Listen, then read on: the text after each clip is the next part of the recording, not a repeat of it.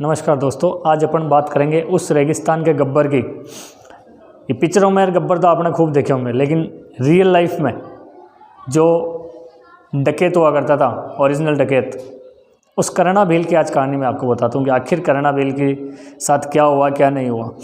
1970-80 के दशक के अंदर करणा भील उस जैसलमेर बाड़मेर वाले इलाके में और पाकिस्तान वाले इलाके में, दोनों तरफ बॉर्डर के, उधर पाकिस्तान वाली तरफ और इंडिया वाली तरफ, दोनों तरफ लूटपाट किया करते थे और ज़्यादातर पाकिस्तान वाले इलाके में करते थे। इस रेगिस्तानी गब्बर का खौफ इतना था कि उधर से कोई आतंकवादी आना तो दूर सोचते भी नहीं थे। तो भारत की बॉर्डर वैसे ही सुरक्षित थी। उस टाइम में भारत की बॉर्डर में फेंसिंग लाइन नहीं थी, केवल छोटे छोटे पत्थर हुआ करते थे। ये फेंसिंग लाइन तो बाद में बनाई गई, उस टाइम में नहीं थी, छोटे छोटे पत्थर हुआ करते थे। 71 के युद्ध के बाद में ये फेंसिंग लाइन बनाई गई।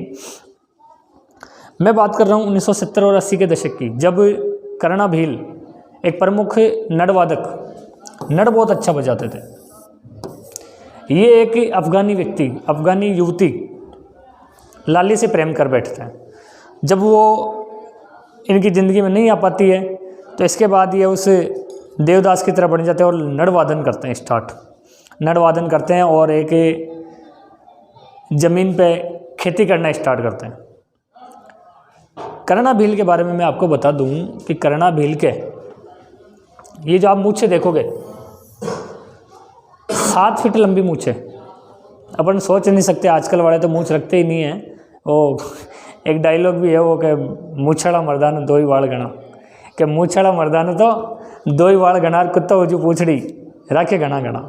लेकिन करणा भील की इस मूछों को सलाम, 7 फीट लंबी मूछें हुआ करती थी और Guinness book of world record में दूसरे नंबर पे इनका नाम आता था। 7 फीट मूछों को इनको रखना, सहेजना इनको अच्छे से। ये मूछें आप देखोगे तो ऐसे जोरदार, और देखने से ही भाई डाकू भी आने लगे, जरूरत नहीं है, इतनी खतरनाक कोई आदमी देख ले। मतलब खौफ का आलम यह था उस टाइम में कि रेगिस्तान में जब कोई बच्चा रोता था तो उसकी माँ बोलती थी, सो जा बेटा सो जा, नहीं तो कौन आ जाएगा, करणा भील आ जाएगा। और भील जनजाति का खतरनाक आदमी है, डकैत, एक नंबर डकैत, जिससे पाकिस्तान वाली जो आसपास वाले बॉर्डर वाले इलाके वाले लोग थे वो ज़्यादा परेशान रहा करते थे। ताकत का आलम यह है कि ऊँट को अपने कंधों पे उठा लेते थे, ऊँट को कंधे पे उठा के घूम लेते हैं। इतनी ताकत और इतनी ताकतवर आदमी। बाद में डकैती छोड़ के खेती करना स्टार्ट करते हैं। तो खेती करते हैं तो एक इनके खेत के पास में ही एक खेत और था, एक इलियास नाम के व्यक्ति का, मुस्लिम व्यक्ति था, इलियास नाम के व्यक्ति था। तो ये भी खेती करते थे, वो भी खेती करते थे।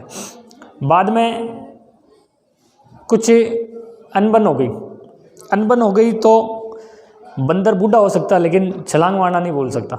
इन्होंने डकैती करना बंद कर दी, लेकिन दादागिरी तो वही रहेगी इनकी। इन्होंने भाई मार दिया इलियास को, इलियास नाम के व्यक्ति को मार दिया। इनको जेल हो गई। जेल से ये पुलिस वाले खुद डरते थे करणा भील से, कहते थे भाई साहब जेल में रहो, आप कहीं चले मत जाना। करणा भील ने एक बार जेल तोड़ दी और जेल तोड़ के बाहर निकल गए। उसके बाद वापस सरेंडर करते हैं। फिर एक बार क्या होता है कि हमारे राष्ट्रपति माननीय ज्ञानी जैल सिंह जी जैसलमेर के दौरे पर आते हैं।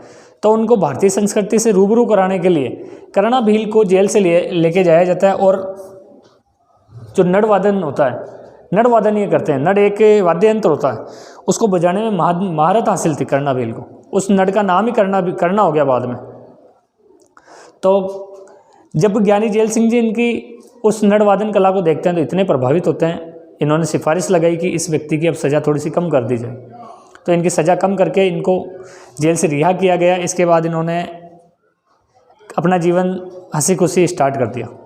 लेकिन आप सोच सकते हो कि जिस आदमी ने ज़िंदगी भर ऐसे काम किए तो उसके दुश्मन तो बहुत सारे होंगे ही होंगे, दुश्मन वैसे ही होंगे। तो करणा भील की दुश्मनी इतनी थी कि इंडिया वाले तो परेशान थे ही थे, लेकिन पाकिस्तान वाले और परेशान थे। तो बताते हैं कि 2 अक्टूबर 1998 को करणा भील अपने घर के बाहर सो रहे थे। 1-2 आदमी तो इनको लड़ ही नहीं सकते, 1-2 आदमी को तो भाई बीच के मार देता। लेकिन सोते हुए आदमी पे इन पे अटैक किया जाता है बहुत सारे व्यक्तियों ने, और इनकी गर्दन काटी जाती है और गर्दन काट के पाकिस्तान ले जाते हैं। आज तक ये रहस्य है जैसलमेर पुलिस का कि वो उस केस को सुलझा नहीं पाए आज तक। ना उस केस में किसी को सज़ा दी, ना किसी व्यक्ति के बारे में पता चला कि उस टाइम में उस आतंकी कौन थे जिन्होंने कर्णाबिल की गर्दन काटी थी। इनके परिजनों ने फिर कलेक्ट्रेट से गुहार भी लगाई कि हमारे को कि वैसे ही हिंदी रीति रिवाज में पूरी बॉडी का अंतिम संस्कार होता है, ना कि केवल धड़ का।